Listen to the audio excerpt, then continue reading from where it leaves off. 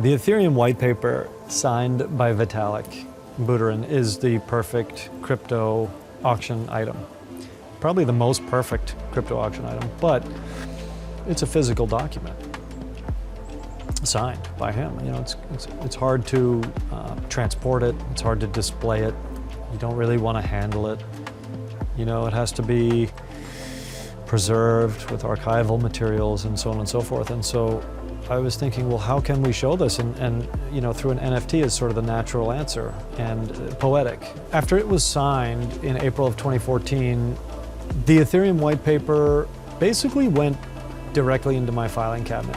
When I took the white paper out and had a look at it and started toying with the idea of making it into an NFT and getting it out there and finding its place in the history of Ethereum, it became clear that we would need to preserve the document as best we could. And so it made sense to get it into, you know, archival storage, essentially, with UV filtering, optics and like archival quality materials and making sure it's in the right temperature and the right humidity. And so we did just that. And then initially, when there was interest in selling the white paper, we got in touch with Sotheby's, and they were happy to list it in their science and technology auction. In fact, on the docket they had I think the term that Sotheby's used was cryptographic. So going back to the Turing machine, Alan Turing, some of those artifacts, code breaking in the war, all the way up to Bitcoin and beyond.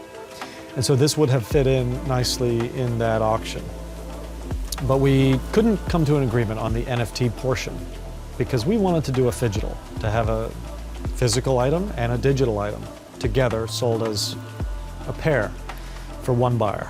You know, it was important to us that we get the NFT portion right. You know, it has to stand the test of time, and it was sort of outside the scope of Sotheby's.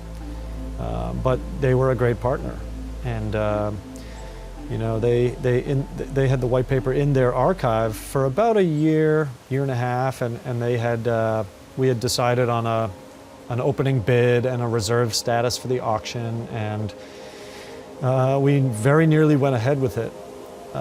But I did decide to pull the plug on that at the last minute, and we've decided to produce this ourselves. You have to be on the whitelist in order to bid on the white paper.